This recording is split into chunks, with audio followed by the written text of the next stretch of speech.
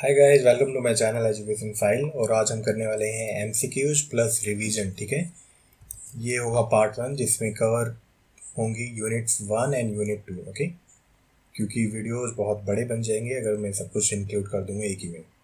हालांकि ये वीडियो भी बहुत लंबा होने वाला है, तो आपके पास जब आराम से टाइम हो तब देखना। ओके, इसमें हम अच्छे से रिवाइज कर लेंगे कि पर्टिकुलर टॉपिक में है क्या।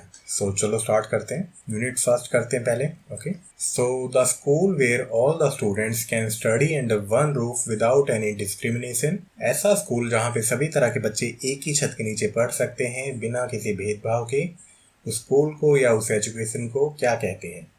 इंक्लूसिव एजुकेशन स्कूल या समावेशी शिक्षा, एक्सक्लूसिव स्कूल, स्पेशलाइज्ड स्कूल्स, या इसमें से कोई भी नहीं। तो ऐसा स्कूल जहाँ पे सभी तरह के बच्चे पढ़ सकते हैं एक ही छत के नीचे विदाउट एनी डिस्क्रिमिनेशन, उसे कहते हैं इंक्लूसिव एजुकेशन या इंक्लूसिव स्कूल। और इसी के नेम पे हमारा सब्जेक्ट भी है। ठीक है, तो राइट आंसर है ये। चलो, किसी ने पूछा था कि डेफिनेशंस कैसे याद करें, तो definitions I have cover. Okay, और एक वीडियो में डाल दूंगा कि जिसमें सभी की डेफिनेशंस होंगी। ठीक है, कि किसने क्या चीज कही थी। इसमें देखते हैं कि N exceptional child is who deviates from the normal child in the physical, mental and social characteristic to such an extent that he requires a modifications of school practice or special education service in order to develop his maximum capacity। exceptional child के ऊपर बात है, तो ये बात किसने कही थी, ये पर्टिकुलर डेफिनेशन किसने दी थी? W.L. हेवार्ड ने दी थी, क्रो एंड क्रो ने दी थी, या एस ए कर्क ने दी थी? तो ये डेफिनेशन दी थी एस ए कर्क ने। ठीक है, और मैं ये वेबसाइट पे भी अपलोड कर दूंगा, तो जिसे इंग्लिश में पढ़ने में दिक्कत है वो यहाँ पे जाके इसको ट्रांसलेट कर सकते हैं हिंदी में। ठीक है, तो ये सब कुछ हिंदी में हो जाएगा, मैं दिखाता हूँ आपको। तो आप यहाँ से आराम से जाके स्टडी कर सकते हैं या पढ़ सकते हैं आप कोई भी क्वेश्चन पेपर आराम से। 1 मिनट ये लोड हो रहा है। ठीक है, तो ये हिंदी में हो गया। तो जिसको भी हिंदी में पढ़ना है वो यहाँ से पढ़ सकता है, और अगर आपको फिर से इंग्लिश में चाहिए तो यहाँ पे क्लिक कर सकते हो। ठीक है, ओरिजिनल पे। हालांकि ये गूगल के थ्रू ट्रांसलेट होगा, हो सकता है ये 100% एक्यूरेट ना हो कुछ क्वेश्चंस में। ठीक है, पर फिर भी बहुत ज़्यादा हेल्प हो जाएगी आपकी। तो जिसकी भी हिंदी की दिक्कत थी वो यहाँ से दूर हो सकती है। आप एमसीक्यूज वाले सेक्शन में आराम से जाके स्टडी कर सकते हैं यहाँ पे। ठीक है, यहाँ ट्रांसलेट पे जाना और हिंदी में क्लिक कर देना। यहाँ पे देख लेते हैं। ऐसे कर्क वाली तो हमने पढ़ ली थी, चलो फिर से पढ़ लेते हैं एक बार। An exceptional child is who deviates from the normal child in physical, mental and social characteristic. मतलब जो एक्सेप्शनल चाइल्ड होता है उसकी जो डेवलपमेंट है वो नॉर्मल बच्चों से फिजिकली, मेंटली और सोशली डेविएट हो जाती है। ठीक है, और ऐसी डेविएट हो जाती है, इस हद तक डेविएट हो जाती है कि जो नॉर्मल एजुकेशनल सेटिंग्स हैं वो उसके लिए इनफ नहीं होती हैं। ठीक है, तो उसके लिए हमें अलग से चीज़ें करनी पड़ती हैं। चलो, देन है W.L. हेवार्ड ने क्या कहा था? The term exceptional children include children who experiences difficulties in learning of behaviour, emotional और सोशल प्रॉब्लम। ठीक है, कि जिन बच्चों को दिक्कत होती है बिहेवियरल, इमोशनल और सोशल प्रॉब्लम सीखने में, उन्हीं का कहते हैं एक्सेप्शनल चिल्ड्रन कहते हैं। या मतलब एक्सेप्शनल चिल्ड्रन में ऐसे बच्चे इंक्लूड होते हैं जिन्हें ये सभी दिक्कत हो सकती है। देन उन्होंने कहा कि चिल्ड्रन विद एबिलिटीज और sensory impairment and education is necessary to help them to fulfil their potential. कि ये सभी चीज़ें ज़रूरी हैं उसके जो पोटेंशियल है उसको निखारने के लिए। क्लियर है? क्रो एंड क्रो ने कहा कि the term exceptional is applied to traits और to a person possessing the traits because of it individuals receive special attention from his fellows. Clear है? ये डेफिनेशंस याद रखना, आप 1-2 बार पढ़ोगे तो अपने आप याद हो जाएगी। जैसे यहीं पे मैं बता दूं, जैसे ऐसे कर्क ने फिजिकल, मेंटल, सोशल कैरेक्टरिस्टिक के बारे में कहा, तो जब ये आए तो समझ जाना। W.H. हेवार्ड ने कहा बिहेवियरल, इमोशनल और सोशल प्रॉब्लम्स के बारे में, कि जो एक्सेप्शनल चिल्ड्रन होते हैं वो इन चीज़ों को एक्सपीरियंस करने में उन्हें थोड़ी दिक्कत हो सकती है। ठीक है, इन्होंने ट्रेड्स के बारे में कहा, क्रो एंड क्रो ने। क्लियर है? चलो, एक्सेप्शनल पढ़ते हैं। एक्चुअली क्या है, देखो हम सभी क्या हैं, ऐसे तो एक्सेप्शंस ही हैं। सभी किसी न किसी वे में एक दूसरे से अलग हैं। किसी की हाइट लंबी है, किसी की हाइट छोटी है, कोई पतला है, कोई मोटा है ना। और बहुत सारी फिजिकल कैरेक्टरिस्टिक हैं, बहुत सारी मेंटल कैरेक्टरिस्टिक हैं, और सभी कुछ ना कुछ वे में अलग हैं। ठीक है, लेकिन एक्सेप्शनल में क्या होता है, इनमें जो डिफरेंसेस हैं वो बहुत ज़्यादा हो जाते हैं। ठीक है, और इनको फिर ज़रूरत पड़ती है स्पेशल अटेंशन की। और ऐसे इंडिविजुअल्स को कहा जाता है एक्सेप्शनल इंडिविजुअल्स। क्लियर है? एक्सेप्शनल चिल्ड्रन में कौन आते हैं? Children who have difficulties in learning and also those who are very superior. तो इनमें कौन आते हैं? जिनमें कुछ डिफिकल्टीज है, ओके, और इसमें वो भी बच्चे आते हैं जो बहुत ज़्यादा सुपीरियर हैं, क्योंकि नॉर्मल जो करिकुलम है वो उनके लिए उनकी नीड को फुलफिल नहीं कर पाता है, तो उनके लिए भी अलग सेटिंग होना बहुत ज़रूरी है उनके पोटेंशियल के अकॉर्डिंग, है ना। अगर कोई बच्चा बहुत ही ज़्यादा IQ है तो उसके लिए नॉर्मल करिकुलम उतना हेल्पफुल नहीं होता है, उसके लिए कुछ स्पेशल इंस्ट्रक्शन या मॉडिफिकेशंस की जानी चाहिए। आई होप क्लियर है। चलो, exceptional children categories on the basis of characteristic, कि एक्सेप्शनल चिल्ड्रंस में क्या क्या कैरेक्टरिस्टिक हो सकती हैं। Hearing impairment, visual impairment, physical और ऑर्थोपैडिक इम्पेयरमेंट, गिफ्टेडनेस की बहुत ज़्यादा IQ हो, क्रिएटिव टैलेंट हो, बहुत ज़्यादा क्रिएटिव हो, तो उनके लिए नॉर्मल करिकुलम से उनको हेल्प नहीं की जा सकती, ठीक है, उसमें मॉडिफिकेशंस की ज़रूरत होती है। देन है multiple disabilities, autism, mental retardation, learning disabilities, emotional and behavioural disorders, communication disorders and neurological disorders, ठीक है। ये मैं बुक के अकॉर्डिंग ही पढ़ा रहा हूँ, लक्ष्मी की बुक के अकॉर्डिंग, ठीक है। चलो, देन क्वेश्चन है कि the individual who have unique traits and characteristic influenced by genetically और एनवायरमेंटली आर कॉल्ड एज, कि ऐसे बच्चे जिनमें यूनिक ट्रेट्स हैं और विशेषताएं हैं जो कि जेनेटिकली अनुवांशिक तरीके से या प्राकृतिक तरीके से उनमें आ जाएंगे, उन बच्चों को क्या कहेंगे? स्पेशल चाइल्ड, मतलब स्पेशल इंडिविजुअल्स, एक वर्ड हटा देते हैं यहाँ पे, okay, special individuals, gifted individuals, exceptional individuals, या ये सभी। तो ऐसे बच्चों को क्या कहते हैं? जिनमें यूनिक ट्रेट्स होती हैं, ऐसे बच्चों को कहते हैं एक्सेप्शनल इंडिविजुअल्स। क्लियर है? चलो, क्लासिफिकेशन ऑफ एक्सेप्शनल इंडिविजुअल, ये बुक के अकॉर्डिंग ही है।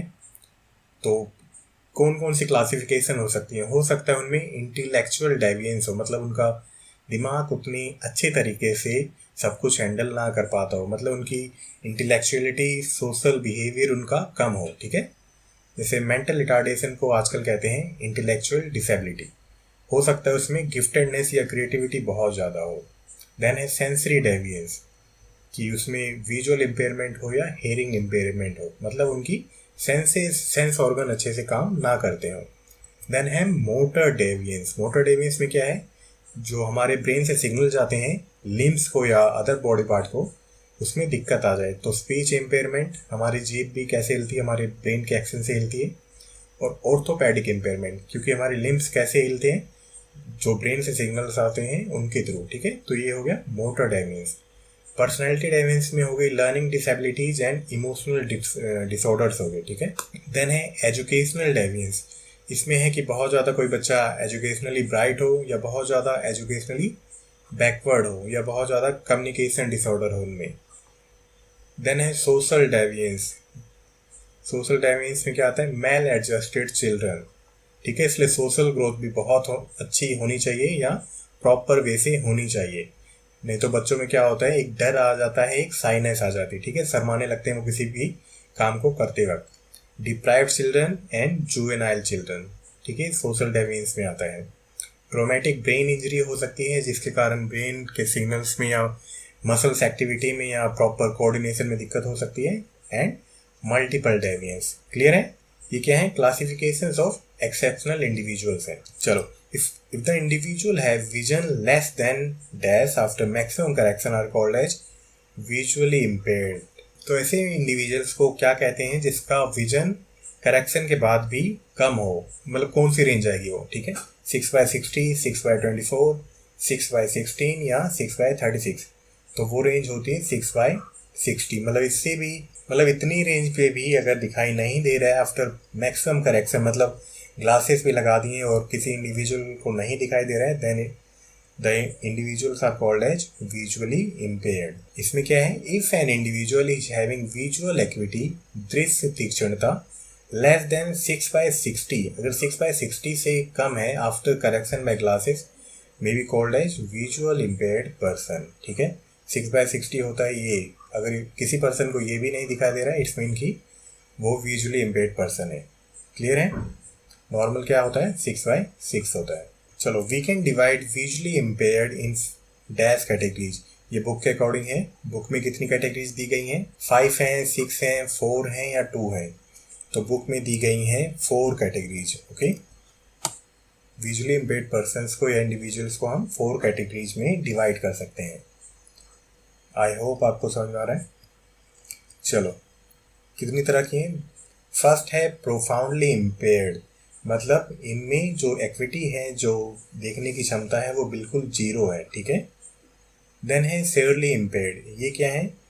They are partially blind individuals और इनका जो विजुअल एक्विटी है वो 6/60 से कम है आफ्टर मैक्सिमम करेक्शन, लेकिन इनको हल्का हल्का दिखाई देता है। इनको फिर प्रॉपर हेल्प चाहिए और इनको मतलब सिखाना पड़ता है। ठीक है, ब्रेल भी इनको पढ़ना सिखाना पड़ता है।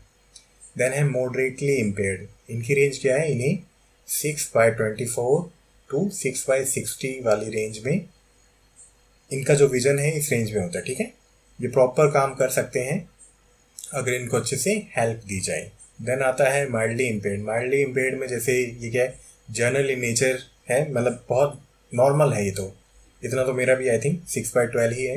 ओके, और ये क्या है, नॉर्मली ग्लासेस से करेक्ट हो जाता है, मतलब लेंस लगा के ठीक की जा सकती है ऐसी अवस्था को। क्लियर है? Profoundly impaired, severely impaired, moderately impaired and mildly impaired, ये चार टाइप्स हैं विजुअल इम्पेयर्ड पर्सन्स की। क्लियर है? चलो, blindness occur due to accidental causes comes under, कि अगर कोई दुर्घटना हुई है तो किसके अंडर आती है? कौन से कॉजेस के अंडर आती है? हेरिडिटरी कॉजेस, मतलब अनुवांशिक कारण, एनवायरमेंटल कॉजेस या डिजीजेस या रोग, या ये सभी?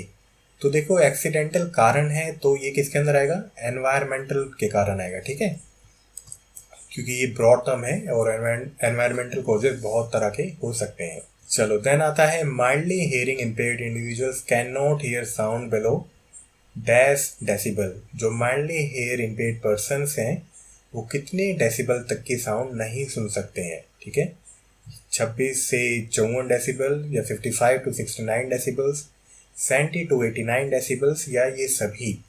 तो माइल्डली हियरिंग इम्पेयर्ड इंडिविजुअल नहीं सुन सकते हैं रेंज कहाँ तक की? 26 to 54, मतलब इनसे ऊपर की जो साउंड की जो डेसिबल्स होंगे, रेंज होगी, वो उसको सुन पाएंगे। क्लियर है? मैं भी अच्छे से समझाता हूँ ये। चलो, देन आता है severally hearing impaired individuals can not here sound below, कि एक पर्टिकुलर रेंज से नीचे जो सेवरली इम्पेयर्ड इंडिविजुअल से उन्हें सुनाई नहीं देता है, तो वो कौन सी रेंज है?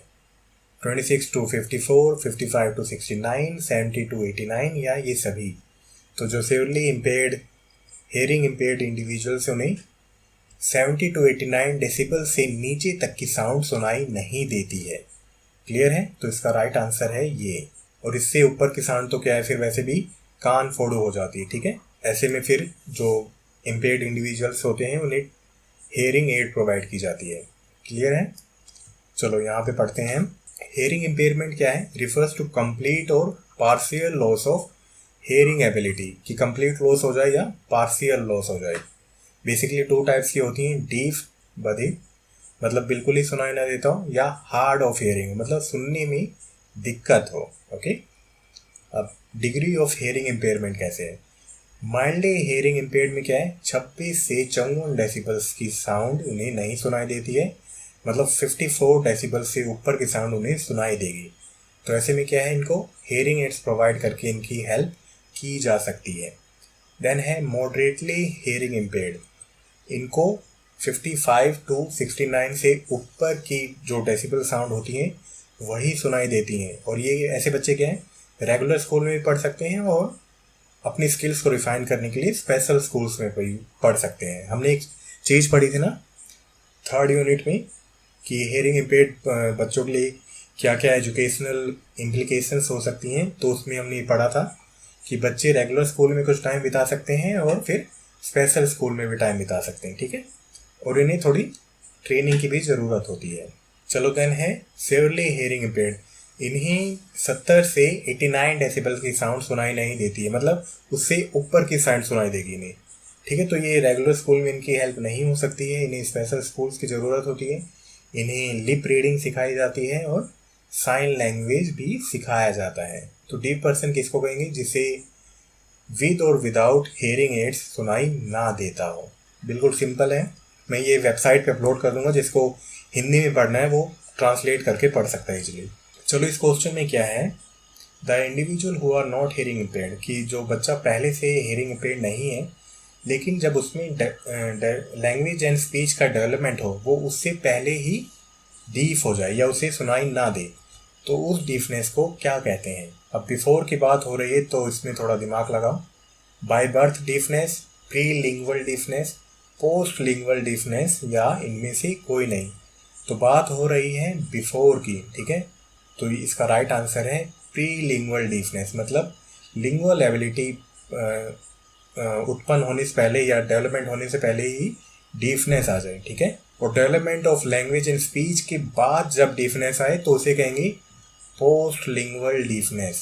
चलो, how can we identify hearing impaired children, हम कैसे पता लगा सकते हैं कि किसी बच्चे में हेयरिंग इम्पेयरमेंट है या नहीं है। डेवलपमेंट स्किल्स के कारण, न्यूरो साइकोलॉजिकल टेस्ट से, केस स्टडी से, या ये सभी। तो इसका राइट आंसर है डी। ओके, ये सभी तरीके हैं हेयरिंग इम्पेयर्ड चिल्ड्रन को पहचानने के लिए। तो ये तरीके हैं जिससे कि आइडेंटिफाई किया जा सकता है ऐसे बच्चों को। Development scale, neuropsychological test, case studies की जा सकती हैं, मेडिकल एग्जामिनेशन तो सबसे कॉमन चीज़ है हेयरिंग लॉस को पहचानने में, और सिस्टमेटिक ऑब्जर्वेशन की जा सकती हैं टीचर्स के द्वारा, ठीक है। या मतलब फैमिली में भी हम पहचान सकते हैं कि अगर किसी बच्चे को हमारी फैमिली में किसी को नहीं सुनाई दे रहा है तो उसको फिर कैसे चेक करवाना चाहिए। ओके, देखिए ये सभी चीज़ें इसलिए पढ़ते हैं कि टीचर जो भी बच्चों में दिक्कत है उसे ईजिली आइडेंटिफाई कर सके। चाहे बच्चों में किसी भी तरह की प्रॉब्लम है, एज ए टीचर हमें आइडेंटिफाई करना आना चाहिए प्रॉब्लम्स को, ताकि उनका सबसे जल्दी इलाज हो सके। चलो, देन आता है it is a state of arrested और incomplete development of mind so severe that the patient is incapable of leading an independent life. ये बात किसने कही थी? ट्रेज गोल्ड ने कही थी, किड ने कही थी, American association of mental retardation ने कही थी, या WHO ने कही थी। तो ये पर्टिकुलर सेंटेंस कहा था ट्रेज गोल्ड ने। ओके, मेंटल रिटार्डेशन की बात करते हैं यहाँ पे। तो मैरियम वेबस्टर के द्वारा क्या डेफिनेशन है इसकी, कि mild to severe impairment in intellectual ability, कि वो सोशली, फिजिकली, मेंटली उसमें एबिलिटीज नहीं है, और उसका जो IQ है वो 70 to 75 है या इससे भी नीचे है, ठीक है। और वो लिमिट कर देगा ऐसे इंडिविजुअल्स की सोशल लाइफ को, प्रैक्टिकल लाइफ को, कंसेप्चुअल स्किल्स को, ठीक है। इसमें क्या क्या आ गया, इंटरपर्सनल कम्युनिकेशन आ गई, रीजनिंग आ गई, और सेल्फ केयर, कि अपना ध्यान रखने में भी वो सक्षम नहीं होते हैं ऐसे बच्चे, ठीक है। और जो मेंटल रिटार्डेशन है वो मोस्टली 18 साल से कम एज में ही उत्पन्न हो जाती है, मतलब ऐसे बच्चों को इजीली पहचाना जा सकता है, ठीक है। तो इसमें एक बात और है कि मेंटल रिटार्डेशन वर्ड आजकल कम यूज होने लगा है, उसकी जगह यूज होता है ये वर्ड इंटेलेक्चुअल डिसेबिलिटी। तो ये क्वेश्चन भी बन सकता है कि मेंटल रिटार्डेशन की जगह कौन सा वर्ड ज़्यादा यूज किया जाता है, ठीक है। क्योंकि मेंटल रिटार्डेशन क्या है, मेडिकल, एजुकेशनल और रेगुलेटरी कंटेक्स्ट में यूज होता है, ओके, पर ये ज़्यादा यूज होता है आजकल। और ये क्या है, थोड़ा अपमानजनक भी लगता है, ऑफेंसिव वर्ड लगता है कि मेंटल रिटार्ड होना, ओके। तो इससे इसके लिए क्या है, इंटेलेक्चुअल डिसेबिलिटी वर्ड यूज किया जाता है। आई होप क्लियर है। चलो, then American association on mental retardation क्या कहते हैं, कि they have problem in following adaptive skills and functioning, कि ऐसे बच्चों को किन स्किल्स में दिक्कत होगी, कम्युनिकेशन में दिक्कत होगी, सेल्फ केयर नहीं कर पाएंगे, होम लिविंग में दिक्कत होगी, उनकी सोशल स्किल्स में दिक्कत होगी, कम्युनिटी यूज़ मतलब जो भी कम्युनिटी की चीज़ें हैं, जो कल्चर की चीज़ें हैं वो सीखने में उन्हें दिक्कत होगी, सेल्फ डायरेक्शन बिल्कुल उन्हें नहीं पता होगा कि क्या करना है, क्या करना चाहिए, ओके, क्योंकि उनका IQ ही उस लेवल का नहीं है, उनमें प्रॉब्लम है, ठीक है। हेल्थ एंड सेफ्टी, मतलब वो अपने स्वास्थ्य का ध्यान नहीं रख सकते हैं, उन्हें ये भी नहीं पता होता कि कोई चीज़ हमारे लिए हार्मफुल है या नहीं है। फंक्शंस एकेडमिक्स, मतलब उन्हें एकेडमिक्स में भी दिक्कत होगी अगर IQ बहुत ज़्यादा कम है। लीजर एंड वर्क, बिल्कुल ऐसे बच्चे क्या है, फिर इंडिविजुअल्स काम भी नहीं कर सकते हैं अगर बहुत ज़्यादा IQ कम है। आई होप क्लियर है। चलो, what is the IQ of mental retarded individuals, मतलब बेसिक आईक्यू क्या होता है कि इससे नीचे मेंटल रिटार्डेशन स्टार्ट हो जाती है। बेलो 70, बेलो 90, बेलो 100 या नन ऑफ द अबव या नन ऑफ द दीज। तो बेलो 90 क्या है, मेंटल रिटार्डेशन आईक्यू स्टार्ट हो जाती है। अभी ये मैं बताता हूँ आपको कैसे क्या होता है। तो मेंटल रिटार्डेशन किससे रिलेट करता है, इंटेलेक्चुअल फंक्शनिंग से रिलेट करता है कि उनको सोशल, पर्सनल और ऐसी दिक्कतें हो सकती हैं, कम्युनिकेटिव दिक्कतें हो सकती हैं। ऐसे बच्चों को फिर जो एवरीडे एक्टिविटी है, सोशल स्किल्स हैं, वो उनमें अच्छे नहीं होते हैं और वो अपने ध्यान भी अच्छे से नहीं रख पाते हैं। मेंटल रिटार्डेशन होती है 4 तरह की, इसको याद रखना आप, ये 3rd यूनिट में भी है और इसमें भी है। पहला है माइल्ड या बॉर्डर लाइन और डलर्स कहते हैं इन्हें। तो इनका आईक्यू होता है 70 to 90, इसलिए 90 से नीचे ट्रीट किया जाता है मेंटल रिटार्डेशन को, लेकिन इनको ईजिली हम इंस्ट्रक्ट कर सकते हैं और इन्हें पढ़ाया जा सकता है। ओके, देन आता है मॉडरेट, इन्हें कहते हैं मोरॉन्स या फेबल माइंडेड। ये वर्ड्स भी आप याद रखना। इनका आईक्यू होता है 50 to 70। देन आते हैं सीवियर, इन्हें कहते हैं इम्बिसाइल्स, इनका आईक्यू होता है 25 to 50। इनको एकेडमिक स्किल सिखाना बहुत टफ हो जाता है और ऐसे बच्चों के साथ फिर हमेशा लाइफ लॉन्ग कोई रहना चाहिए। देन आते हैं प्रोफाउंड, प्रोफाउंड में बिल्कुल भी आईक्यू नहीं होता है, इन्हें कहते हैं इडियट्स और इनका आईक्यू होता है 25 से नीचे। ठीक है, इन्हें भी पूरी लाइफ के लिए कोई चाहिए, कोई कंपेनियन चाहिए जो इनका ख्याल रखे। आई होप क्लियर है। ये मैं वेबसाइट पे तुरंत अपलोड कर दूंगा, आप जाके पढ़ सकते हो आराम से। देन है what are the causes of mental retardation, कौन कौन से कोजेस हैं मेंटल रिटार्डेशन के, पोस्टनेटल, पेरीनेटल या एक्सोजीनस कोजेस। तो ये सभी कोजेस हैं मेंटल रिटार्डेशन के। Okay, D is the right answer, मैं अभी बताता हूँ आपको। तो ये कोजेस है मेंटल रिटार्डेशन के। पेरीनेटल होता है ड्यूरिंग बर्थ, की प्रेगनेंसी के दौरान कोई दिक्कत आ जाए, कई तरह के इन्फेक्शंस हो सकते हैं प्रेगनेंसी के दौरान, निमोनिया हो सकता है तो जो बच्चों के लिए बहुत हार्मफुल होता है, और कई बहुत सारे इन्फेक्शंस होते हैं प्रेगनेंसी के दौरान हो सकते हैं बच्चों को, और बच्चे की जो मेंटल डेवलपमेंट है उसमें दिक्कत आ सकती है। ठीक है, मेनिंजाइटिस हो सकता है। तो बहुत तरह की डिजीजेस हैं, इन्फेक्शंस हैं जो बच्चों को हो सकते हैं और उनकी मेंटल डेवलपमेंट को अफेक्ट करते हैं। पोस्टनेटल है बर्थ के बाद, कि आफ्टर बर्थ उन्हें कोई इन्फेक्शन हो गया है या फैमिली होम बैकग्राउंड ऐसा है तो उससे भी उन्हें मेंटल रिटार्डेशन हो सकती है, डेवलपमेंट में दिक्कत हो सकती है। एक्सोजीनस मतलब जो बाहरी कारण है, जैसे एनवायरमेंटल कॉजेस हैं, बीमारियां हैं, ब्रेन ट्रॉमा है मतलब एक्सीडेंट हो गया, न्यूट्रिशन या कुपोषण भी बहुत बड़ा कारण है मेंटल ग्रोथ के लिए, क्योंकि छोटी एज पे अगर खाना अच्छे से नहीं मिलेगा तो पूरी बॉडी और ब्रेन उतनी अच्छे से विकसित नहीं हो पाएगा। टॉक्सिक एजेंट्स, अगर कोई फीमेल प्रेग्नेंट है, अगर वो कोई हार्मफुल प्रोडक्ट खाती है या लेती है तो उससे भी जो फीटस है उसकी ग्रोथ में, उसकी ओवरऑल ग्रोथ में इफेक्ट पड़ता है।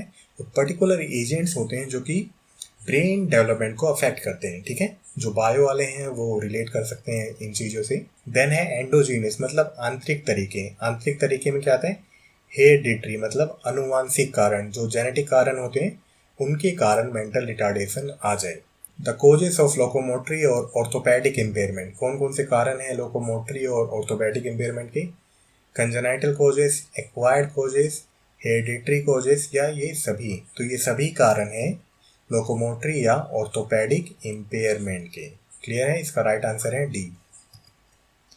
चलो यहाँ पे देख लेते हैं कोजेस ऑफ लोकोमोटरी और ऑर्थोपेडिक इम्पेयरमेंट। कंजेनाइटल कोजेस मतलब बाय बर्थ कोई प्रॉब्लम हो, एक्वायर्ड कोजेस कोई एक्सीडेंट हो गया, कोई इंजरी हो गई, इन्फेक्शन हो गया। हेरिडिटरी कोजेस बेसिकली तो कंजेनाइटल में ही आ जाता है, लेकिन हेरिडिटरी पर्टिकुलर क्या है, जीन में कोई चेंज आ जाए। ठीक है, हमारे डीएनए में कोई बदलाव आ जाए जिसके कारण हमारा कोई पर्टिकुलर लिम्ब ना बने। ठीक है, जिससे हमें लोकोमोटरी दिक्कत आ जाए। ओके, मिसलेनियस कोजेस में क्या आते हैं, विविध कारणों में पोलियोमाइलाइटिस की पोलियो वायरस इन्फेक्ट कर दे छोटे बच्चों को और उससे क्या है मस्कोस्केलेटन काम करना बंद कर दे। ठीक है, सेरिब्रल पाल्सी, सेरिब्रल पाल्सी होती है ब्रेन से रिलेटेड और मसल मूवमेंट डिजीज। ठीक है, ये 2 वर्ड से बना है, इसका मतलब ब्रेन से रिलेटेड और ये मतलब है इसका कि मस्कोस्केलेटन मतलब मसल्स और स्केलेटन अच्छे से काम ना करते हैं। इसकी 3 टाइप्स होती हैं, स्पास्टिक सेरिब्रल पाल्सी, ये क्या है, बहुत छोटी एज में ही कैरेक्टरिस्टिक इसकी दिखने लगती हैं, या हो सकता है बिफोर बर्थ भी स्टार्ट हो जाए। इसमें क्या है, जो मूवमेंट होंगे वो जर्की होंगे, ठीक है, मसल टाइटनेस आ जाएगी और जो जॉइंट होंगे वो स्टिफ हो जाएंगे। क्लियर है? एथिडॉइड सेरिब्रल पाल्सी, ये क्या है, मूवमेंट डिसऑर्डर है, मतलब बच्चों को मूवमेंट करने में दिक्कत हो। एटेक्सिया का मतलब होता है बैलेंस करना, ठीक है, तो ये क्या है, एक बैलेंसिंग डिसऑर्डर है जिसमें ब्रेन कोऑर्डिनेट नहीं कर पाता है कि वो प्रॉपर अलाइंड है या नहीं है, तो बच्चों को चलने में दिक्कत होगी और अपनी बॉडी को ओवरऑल बैलेंस करने में दिक्कत होगी। चलो डेफिनेशंस देख लेते हैं क्या है ऑर्थोपेडिक और लोकोमोटरी इम्पेयरमेंट के बारे में। तो डिसेबिलिटी इंडिया नेटवर्क क्या कहता है कि orthopedically handicapped are those who suffer from defect that is accompanied by one or another type of deformity that inhibits the normal exercise of his her muscles, joints or bone।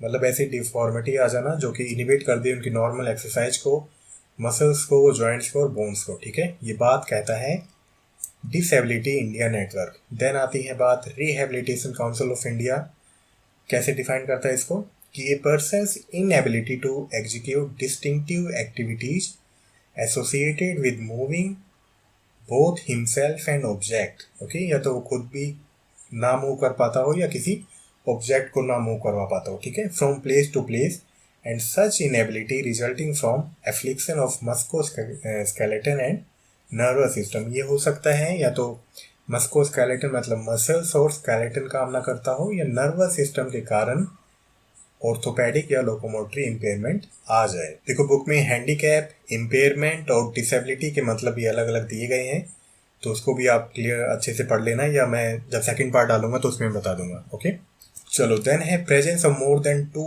Disabilities referred by following term या dash term, कि अगर 2 से ज़्यादा disability है तो उसे क्या कहेंगे, मल्टीपल डिसेबिलिटीज या प्रॉपर डिसेबिलिटीज या मोनो डिसेबिलिटीज या बाय डिसेबिलिटीज। तो अगर 2 से ज़्यादा दिक्कत है तो उसे कहेंगे मल्टीपल डिसेबिलिटीज। ओके, चलो ये सेंटेंस या ये इंक्लूसिव एजुकेशन को इस तरह से कैसे डिफाइन किया था किसने, inclusive education is seen as a process of addressing and responding to the diversity of needs of all learners through increasing participation in learning, cultures and communities and reducing exclusion from education and from within education। ठीक है, तो ये particular बात किसने कही थी, UNESCO ने कही थी, डकार वर्ल्ड एजुकेशन ने कही थी, मोरन ने कही थी या WHO ने कही थी।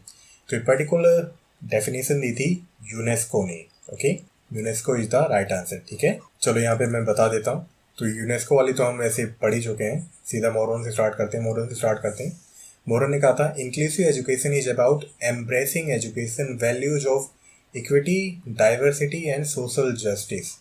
ठीक है, मतलब इक्विटी मिले, डाइवर्सिटी आए और सोशल जस्टिस हो सके सभी लोगों का without any discrimination. Task force क्या कहता है, inclusive education is a process of responding to uniqueness of individuals, increasing their present access, participation and achievement in learning society। Okay, ये कहता है टास्क फोर्स। देखो ये अब डेफिनेशन तो आपको याद करनी ही पड़ेगी। सैलिमान का स्टेटमेंट क्या कहता है, school should accommodate all children regardless of their physical, intellectual, social, emotional, linguistic और अदर कंडीशंस। मतलब किसी भी तरह का डिस्क्रिमिनेशन नहीं होगा इन बेसिस के पॉइंट पे। Then this should include disabled and gifted children, street and working children, children from remote और nomadic populations, children from linguistic, ethnic और cultural minorities and children from other disadvantaged और marginalised areas of groups. ठीक है, इतनी बड़ी definition दी है भाई सैलिमान का स्टेटमेंट में, जो कहता है कि physical, intellectual, social, emotional, linguistic या किसी भी तरीके से कोई भी डिस्क्रिमिनेशन नहीं होगा और सभी बच्चों को स्कूल में पढ़ाना ज़रूरी है, चाहे वो डिसेबल्ड हों, चाहे वो गिफ्टेड हों, बहुत ज़्यादा क्रिएटिविटी हो उनमें, चाहे वो स्ट्रीट या वर्किंग चिल्ड्रन हों, या बहुत दूर के बच्चे हों, या नोमैडिक पॉपुलेशन से आते हों, मतलब नोमैडिक होते हैं खाना बदोर पॉपुलेशन होती ना, तो चाहे वहाँ के बच्चे हों या किसी भी लिंग्विस्टिक, एथनिक या कल्चरल माइनॉरिटीज है, किसी भी तरह का डिफ्रेंसिएशन या डिस्क्रिमिनेशन नहीं होगा, सभी को पढ़ाना ज़रूरी है। चलो, what should not be a characteristic of an inclusive school, कि इंक्लूसिव स्कूल की इसमें से कौन सी कैरेक्टरिस्टिक या विशेषता नहीं है। School climate, welcoming attitude, parents involvement या नॉन कोऑपरेटिव बिहेवियर। तो देखो सभी तो अच्छी अच्छी कैरेक्टरिस्टिक हैं कि स्कूल क्लाइमेट अच्छा होना चाहिए, वेलकमिंग एटीट्यूड होना चाहिए, पेरेंट्स का इन्वॉल्वमेंट होना चाहिए और नॉन कोऑपरेटिव बिहेवियर तो कहीं भी नहीं होना चाहिए। ठीक है, तो ये क्या है, अच्छी कैरेक्टरिस्टिक नहीं है। इसका राइट आंसर है डी। चलो कैरेक्टरिस्टिक क्या है, school climate, welcoming attitude, parents involvement, curriculum and instruction, role of teachers भी अच्छा होना चाहिए, क्लासरूम प्रैक्टिस अच्छी होनी चाहिए and supportive aids and materials तो भर के होने चाहिए ताकि बहुत अच्छे से पढ़ाई हो सके। चलो इशूज एंड चैलेंजेस बता देता हूँ मैं यहीं आपको। ठीक है, इससे आपका थर्ड यूनिट भी थोड़ा कवर हो जाएगा और ये भी कवर हो जाएगा। Issues and challenges in an inclusive school क्या है, पेरेंट्स एटीट्यूड कि पेरेंट्स ही अपने बच्चों को कई बार नहीं भेजना चाहते हैं स्कूल में, acceptance from regular school, regular school कई बार बच्चों को एडमिशन देने में आनाकानी करता है, ट्रांसपोर्ट की दिक्कत क्योंकि बच्चों को ट्रांसपोर्ट करना क्योंकि हो सकता है स्कूल दूर हो तो वो भी एक बड़ी प्रॉब्लम है, इंफ्रास्ट्रक्चर मतलब कोई लोकोमोटरी दिक्कत है तो बच्चों को चाहिए आराम से रैंप हो ताकि अगर कोई बच्चा व्हील चेयर पर आता है तो वो आराम से एंट्री कर सके, फर्नीचर अच्छा होना चाहिए अगर किसी को मसल मूवमेंट या पर्टिकुलर लिम्ब में प्रॉब्लम है तो ये सभी चीज़ें होनी बहुत ज़रूरी है।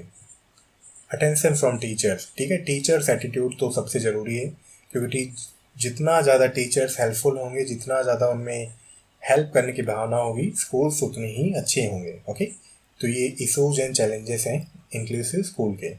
चलो देन आता है what are the general principles of inclusive education. Principle of teaching, principle of exploring multiple identities, principle of choosing appropriate materials या ये सभी। तो ये सभी प्रिंसिपल्स हैं, सिद्धांत हैं इंक्लूसिव एजुकेशन या समावेशी शिक्षा के। ओके, देखो ये जनरल प्रिंसिपल्स हैं। पहला है principles of teaching, principle of exploring multiple identities, principle of choosing appropriate materials कि बच्चों को अच्छे से पढ़ाओ प्रॉपर मटेरियल का यूज करके, principle of exploring multiple identities, principle of teaching and learning about cultures and religions, principle of promoting social justice, principle of preventing prejudice मतलब पूर्वाग्रह को रोकना कि जो भी स्टेरियोटाइप्स हैं and that kind of thing उन्हें सबको प्रिवेंट करना। ठीक है, ये सभी प्रिंसिपल्स हैं। मैं बहुत ज़्यादा यहाँ पे नहीं बता सकता क्योंकि बहुत वीडियो फिर लंबा हो जाएगा। ठीक है, चलो यूनिट 2। तो यूनिट 2 में क्या है, when was PWD act 1995 came into force. कब आया था PWD एक्ट, तो यह आया था February 7 को 1996 में। ठीक है, this is the right answer, 7 फरवरी 1996 को। What is the full form of PWD act 1995? Equal opportunities protection of rights and full participation. Second option है convention on the rights of persons with disabilities. Third है national policy of disabled. Fourth है rehabilitation council of India act. आपको ये question easy लगते होंगे लेकिन जिसने बिल्कुल नहीं पढ़ा उसके लिए ये भी टफ है।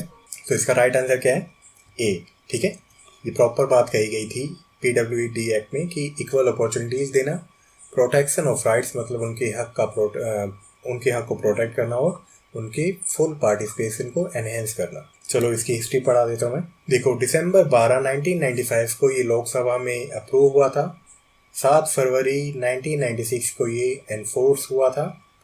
इम्पोर्टेंट लैंडमार्क था राइट्स ऑफ PWDs के बारे में और उनके फुल पार्टिसिपेशन के लिए। ठीक है, इसके प्रॉपर एस्पेक्ट क्या क्या थे, एजुकेशन में काम करना, एम्प्लॉयमेंट, वोकेशनल ट्रेनिंग देना, जॉब रिजर्वेशन के बारे में कहा था, rehabilitation of persons with disabilities मतलब जो पर्सन्स विद डिसेबिलिटीज हैं उनका पुनर्वास करना या रिहेबिलिटेशन में हेल्प करना, अनएम्प्लॉयमेंट अलाउंस देना, इंश्योरेंस स्कीम्स देना और जो बहुत ज़्यादा जिन्हें डिसेबिलिटी है उनके लिए घर का प्रावधान। ठीक है, और 40% डिसेबिलिटी होनी चाहिए अगर किसी इंडिविजुअल को इन स्कीम्स के तहत उन्हें रिजर्वेशन चाहिए किसी भी तरह के एजुकेशन में, एम्प्लॉयमेंट में या किसी भी तरह की गवर्नमेंट स्कीम्स में। ठीक है, और ये 40% डिसाइड कौन करेगा, ये डिसाइड करेंगे doctors.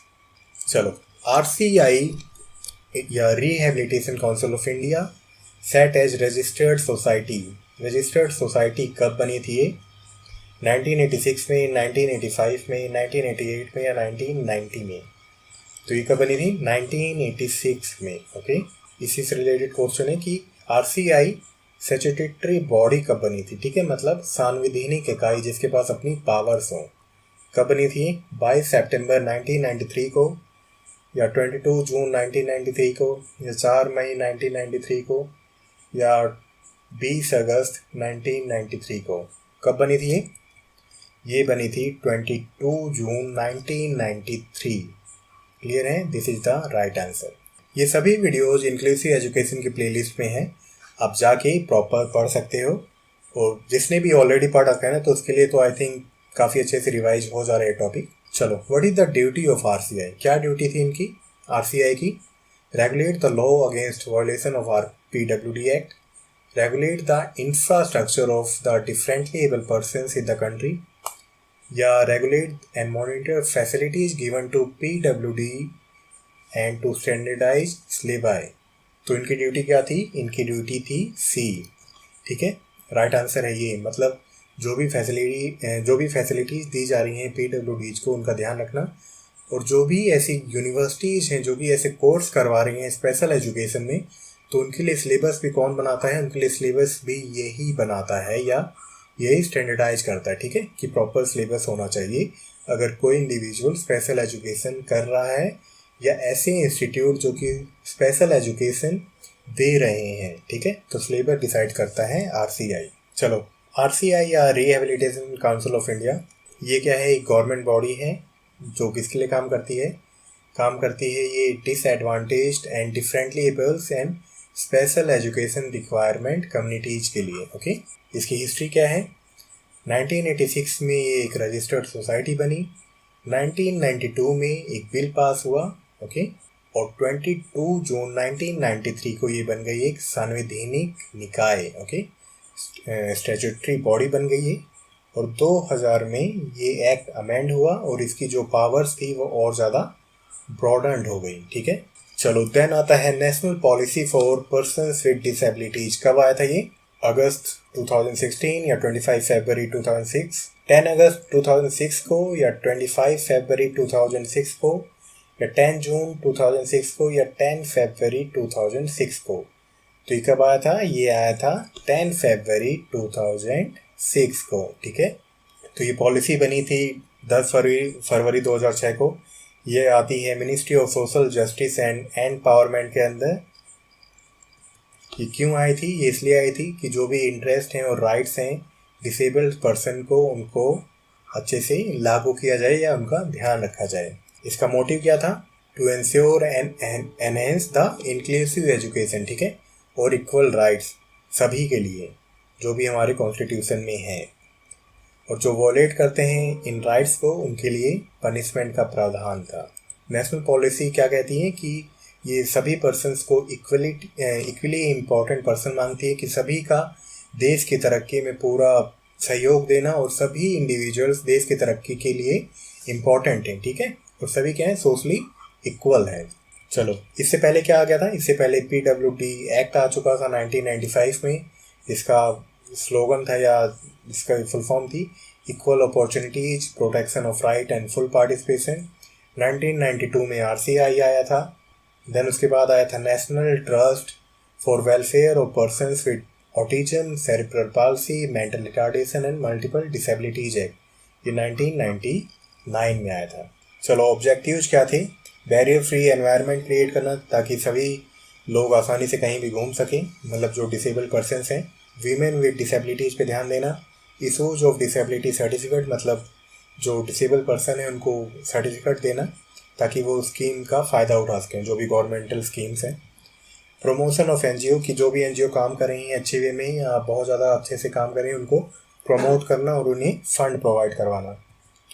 Collection of record of PWDs, क्योंकि जितना अच्छा रिकॉर्ड होगा उतना अच्छा हम फंड को एलोकेट कर पाएंगे, मतलब अच्छे से मैनेज कर पाएंगे। सोशल सिक्योरिटी प्रोवाइड करना। रिसर्च एंड डेवलपमेंट करना ताकि जो भी यूजफुल चीज़ें हैं, जो इंफ्रास्ट्रक्चर है, जो इंस्ट्रूमेंट हैं, वो उनको R&D की जा सके और उनको और ज़्यादा यूजफुल बनाया जा सके। Cultural involvement of children with SEN, कि जो ऐसे बच्चे हैं, स्पेशल एजुकेशन नीड वाले बच्चे हैं, उनका कल्चरल इन्वॉल्वमेंट भी कराना ताकि वो अपने आप को अलग ना समझे। Amendment to the existing act dealing with the children with disability, कि जो पहले से एक्ट हैं उनमें अमेंडमेंट करना, उनमें बदलाव करना और उन्हें और बेहतर बनाना। चिल्ड्रन विद डिसेबिलिटीज पे ध्यान देना ताकि उनका प्रिवेंशन और जो उनका इलाज हो बिल्कुल स्टार्टिंग से स्टार्ट हो जाए, जब पता चले, मतलब अर्ली डिटेक्शन एंड प्रिवेंशन पे ध्यान देना। प्रिवेंशन ऑफ डिसेबिलिटीज़ पे ध्यान देना कि सभी तरह से डिसेबिलिटीज़ को रोका जा सके, और सरकार तभी कहती है कि हेलमेट पहनो, हेलमेट पहनो। बहुत तरह की डिसेबिलिटीज़ को हम इसके कारण रोक सकते हैं, ठीक है।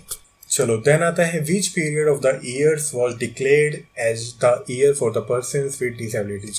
कौन से ईयर को या पर्टिकुलर पीरियड को पर्सन्स विद डिसेबिलिटीज का ईयर कहा गया था? 1985 to 1908, 1981 to 1992, 1971 to 82 या 1985 to 91। तो ये हमने पढ़ा था सलमान का स्टेटमेंट में और UNCRPD के अंदर कि 1981 से 1992 वाला जो ईयर था उसे डिनोट किया गया था पर्सन्स विद डिसेबिलिटीज ईयर, ठीक है। मतलब इन ईयर में अच्छे से काम होना था। चलो UNCRPD के फुल फॉर्म क्या है? UN की तो क्लियर है, यूनाइटेड नेशन। CRPD के फुल फॉर्म क्या है? Convention on the rights of persons with disabilities. Second है convention on the rights of persons with differently ability. Then है common right of persons with disabilities या इनमें से कोई नहीं। तो CRPD की फुल फॉर्म है A, okay, convention on the rights of persons with disabilities. Clear है? ये है राइट आंसर। चलो when was UNCRPD adapted by UN assembly. कब अडेप्ट किया गया था UN असेंबली के द्वारा? 12 मार्च 2007 को, 20 अप्रैल 2009 को, 13 दिसंबर 2006 को या 25 जून 2005 को। तो इसका राइट आंसर क्या है? ऑप्शन सी, ठीक है, 13 दिसंबर 2006 को अडेप्ट किया गया था। मैं आपको अभी रिवाइज करवाता हूँ ये। तो UN में क्या है, जो भी कन्वेंशन आता है उसमें साइन होने रहते हैं। तो इस सिग्नेचर्स के लिए कब ओपन किया गया था? ठीक है, 30 अप्रैल 2007 को, 31 अगस्त 2006 को, 20 मई 2006 को या 30 मार्च 2007 को। तो ये सिग्नेटरीज के लिए ओपन किया गया था 30 मार्च 2007 को। चलो यहाँ पढ़ लेते हैं बच्चे से। तो देखो ये 13 दिसंबर 2006 को अडॉप्ट किया गया था UN जनरल असेंबली में। सिग्नेटरीज के लिए ओपन हुआ था ये 30 मार्च 2007 को, और ये सबसे ज़्यादा साइन पाने वाला कन्वेंशन है अपने ओपनिंग डे पे, ठीक है, हिस्ट्री में पूरी। चलो अब कोई भी जब कन्वेंशन आता है तो UN के अकॉर्डिंग क्या है, वो पर्टिकुलर मतलब मिनिमम कंट्रीज से रेटिफाई होना चाहिए और साइन होना चाहिए। तो इस केस में इन्होंने कहा कि एटलीस्ट 20 कंट्रीज को इस पर साइन करने होंगे इस कन्वेंशन पे और रेटिफाई करना होगा। रेटिफाई का मतलब होता है कि इस बिल को अपने पर्टिकुलर कंट्री में पास करना, ठीक है, और उसे एक्सेप्ट करना। तो इंडिया ने ये करा था 1 अक्टूबर 2007 को, इसे रेटिफाई कर दिया था। क्लियर? मतलब अपनी पार्लियामेंट में पास कर दिया था, ठीक है। तो जब 20 कंट्रीज ने साइन कर दिया और रेटिफाई कर दिया इस एक्ट को, तो ये फोर्स में आया 3 मई 2008 को। क्लियर है? देखो ये डेट्स याद रखना क्योंकि इसी से क्वेश्चंस आ सकते हैं। इनको कहीं पेपर पे लिख लो, अगर याद ना होते हो कहीं चिपका दो, लेकिन याद करो। चलो ये विकीपीडिया से मैंने लिखा है कि नवंबर 2019 के अकॉर्डिंग इसमें टोटल 163 सिग्नेटरीज हैं, 181 पार्टीज हैं, और इसमें इंक्लूड क्या है, 180 स्टेट्स हैं और यूरोपियन यूनियन है। तो ये टाइम टू टाइम इंक्रीज होता रहता है। अब हो सकता है ये और ज़्यादा इंक्रीज हो गया हो, ठीक है, क्योंकि ये नवंबर 2019 के अकॉर्डिंग है। चलो नेक्स्ट देखते हैं। How many set of articles UNCRPD है? तो पर्टिकुलर कन्वेंशन में कुछ आर्टिकल्स होते हैं। CRPD भी क्या है, कन्वेंशन है, और इसमें भी कुछ पर्टिकुलर आर्टिकल्स हैं, ठीक है, मतलब पर्टिकुलर पॉइंट्स हैं। जैसे हमारे में क्या है, आर्टिकल्स है ना कॉन्स्टिट्यूशन में, तो वैसे इसका पर्टिकुलर कन्वेंशन में भी आर्टिकल्स हैं। तो वो कितने आर्टिकल्स हैं? 30 हैं, 50 हैं, 40 हैं या 70 हैं? तो इसमें आर्टिकल्स हैं 50, ठीक है। ये टॉपिक मैंने करवा रखा है, उसमें सभी आर्टिकल्स बताए हैं। मतलब इन आर्टिकल्स में बताया गया है कि वीमेंस विद डिसेबिलिटीज़ के बारे में, चिल्ड्रन विद डिसेबिलिटीज़ के बारे में कैसे अवेयरनेस फैलाई जाएगी, कैसे फंडिंग को एनहेंस किया जाएगा, तो वही सब चीज़ें, ठीक है। चलो, सलेमान का स्टेटमेंट कब अनाउंस की गई थी? जून 7 से 10 1994 में, या अगस्त 1994 में, या सितंबर 1994 में, या अक्टूबर 1994 में? क्योंकि अब इससे तो क्लियर होगा कि ये 94 में ही बनाई गई थी, और ये कब हुआ था? ये जून में ही हुआ था, ठीक है, ठीक है, क्योंकि इसके बीच में यहाँ पे मीटिंग हुई थी सलेमान का में। तो राइट आंसर है इसका ए। चलो, देन आता है DDRC। DDRC की फुल फॉर्म क्या है? District differently abled rehabilitation centre, या district disability rehabilitation centres. C option है department of disability rehabilitation centres, या डी ऑप्शन है डिस्ट्रिक्ट डिसेबिलिटी रिहेबिलिटेशन काउंसिल।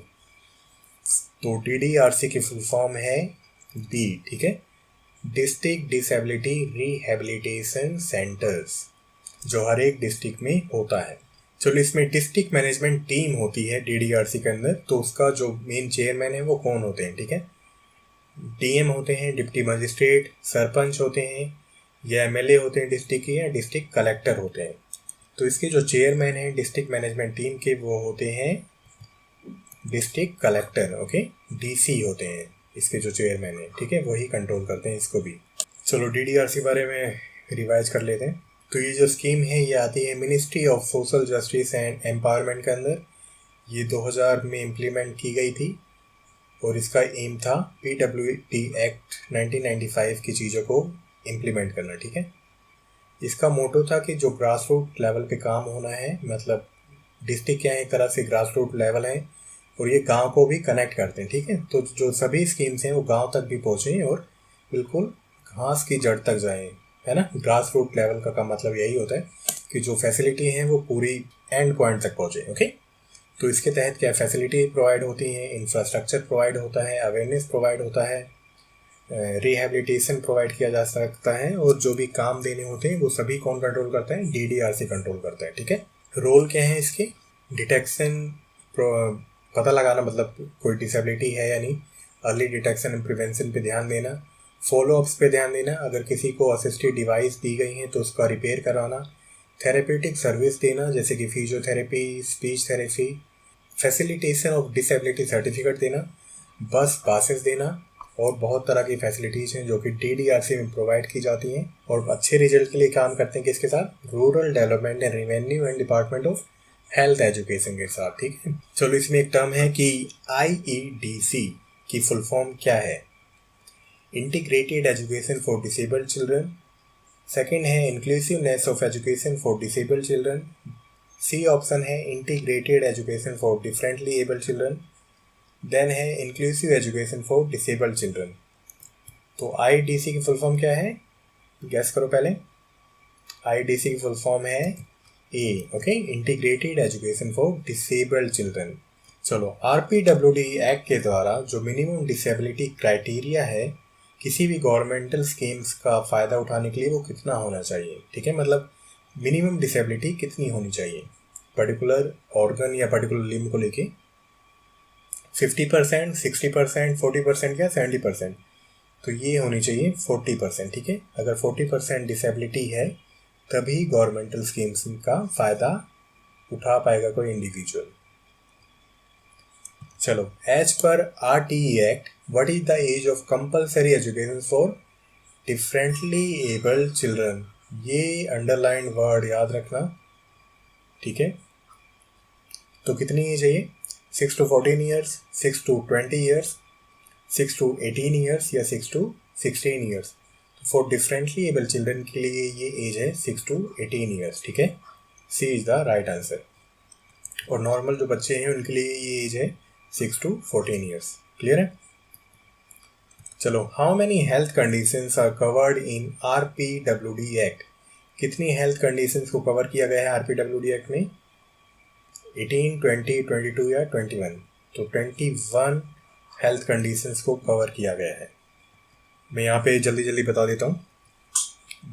पहली है ब्लाइंडनेस, लो विजन, लेप्रोसी के पर्सन्स को कवर किया गया है, हेयरिंग इम्पेयरमेंट को कवर किया गया है, लोकोमोशन डिसेबिलिटी है कोई, ड्वार्फिज्म को कवर किया गया है, इंटेलेक्चुअल डिसेबिलिटी को भी कवर किया गया है, मेंटल इलनेस को कवर किया गया है, ऑटिज्म स्पेक्ट्रम डिसऑर्डर को, सेरिब्रल पाल्सी को, मस्कुलर डायस्ट्रोफी को, क्रॉनिक न्यूरोलॉजिकल कंडीशंस को कवर किया गया है। इसमें स्पेसिफिक लर्निंग डिसेबिलिटीज को कवर किया गया है, मल्टीपल स्क्लेरोसिस को कवर किया गया है, स्पीच एंड लैंग्वेज डिसेबिलिटी को भी कवर किया गया है, थैलेसीमिया को कवर किया गया है। थैलेसीमिया में क्या है, हीमोग्लोबिन नहीं बनता है, हीमोफीलिया में ब्लड क्लॉट नहीं होता है, सिकल सेल एनीमिया में आरबीसी का साइज दराती की तरह या सिकल की तरह हो जाता है, तो ऑक्सीजन कैरिंग कैपेसिटी घट जाती है। मल्टीपल डिसेबिलिटीज को कवर किया गया है, एसिड अटैक विक्टिम्स को कवर किया गया है, एंड पार्किंसंस डिजीज को भी कवर किया गया है। ठीक है, तो ये 21 हेल्थ कंडीशंस हैं जिसको RPWD एक्ट के तहत कवर किया गया है। चलो, RPWD एक्ट की फुल फॉर्म क्या है? Rights of persons with disabilities act 2016, rights of persons with differently abled act 2016, rights of people with differently abled act 2016, या नन ऑफ द अबव। तो राइट आंसर क्या है इसका? Answer A. Okay, RPWD act की full form है rights of persons with disabilities act 2016। चलो इसकी history पढ़ लेते हैं यार। ये क्यों आया था? ताकि जो पर्सन्स विद डिसेबिलिटीज हैं उनके राइट को प्रिजर्व किया जा सके। इसने PWD एक्ट को रिप्लेस किया था क्योंकि ये इनफ नहीं था UNCRPD को सपोर्ट करने के लिए। ये UNCRPD को सपोर्ट करने के लिए पास किया गया था। ओके, 2011 में इसके लिए ड्राफ्ट आया था। 7 फरवरी 2014 को ये पार्लियामेंट में इंट्रोड्यूस किया गया था। राज्यसभा में 14 दिसंबर 2016 को इसे पास किया गया। ओके, और फाइनली लोकसभा ने इसे 16 दिसंबर को पास कर दिया गया और प्रेसिडेंट के अप्रूवल के बाद इस बिल को 30 दिसंबर 2016 को नोटिफाई किया था। डेट बहुत अच्छे से याद रखना। चलो, और फोर्स में कब आया? यह आया फोर्स में 15 जून 2017 को। यह आता है ministry of social justice and empowerment के अंदर। क्लियर है? चलो मैं यहीं पर रिवाइज करवा देता हूँ इसको। चलो, इस एक्ट के अकॉर्डिंग क्या है कि अगर कोई भी इंडिविजुअल अगर इंसल्ट करता है जानबूझ के तो उसके खिलाफ पनिशेबल एक्शन लिया जा सकता है। जो जॉब के लिए रिजर्वेशन था वो 3 to 4% कर दिया गया। मिनिमम डिसेबिलिटीज होनी चाहिए 50% ताकि वो गवर्नमेंटल स्कीम में फ़ायदा उठा सकें। ठीक है, फ्री एजुकेशन की एज सभी को पता है डिफरेंटली एबल पर बच्चों के लिए वो है 6 to 18 ईयर्स। स्टेट गवर्नमेंट को ऐसी कम्युनिटीज़ बनानी थी डिस्ट्रिक्ट लेवल पे ताकि जो भी इनजस्टिस हो रहा है लोकल लेवल पे उसे दूर किया जा सके। Okay, national and state level funds should be there to help PWD। ठीक है, नेशनल और स्टेट लेवल फंड्स होने चाहिए ताकि PWD को हेल्प की जा सके अच्छे से। सभी प्राइवेट और पब्लिक बिल्डिंग्स क्या होंगी? PWD फ्रेंडली होंगी, जो कि आज तक पॉसिबल नहीं हो पाया है। सोशल कोर्ट्स होंगे ताकि जो भी इनजस्टिस हो रहा है उसे ईजिली सॉर्ट आउट किया जा सके। चलो, देन आता है CRC की फुल फॉर्म। CRC की फुल फॉर्म क्या होती है? Central regional council for persons with disabilities. B option है centralised regional centres for persons with disabilities. Third option है composite regional centres for persons with disabilities, या इसमें से कोई नहीं। तो CRC क्या होते हैं भाई? CRC होते हैं composite regional centres for persons with disabilities. Clear है? इनका क्या होता है? इनका काम होता है रिहेबिलिटेशन प्रोवाइड करना, वोकेशनल कोर्सेज प्रोवाइड करना जो भी डिफरेंटली एबल बच्चे हैं, और ये रीजनल सेंटर्स हैं जो कि हर एक पार्ट में। ठीक है,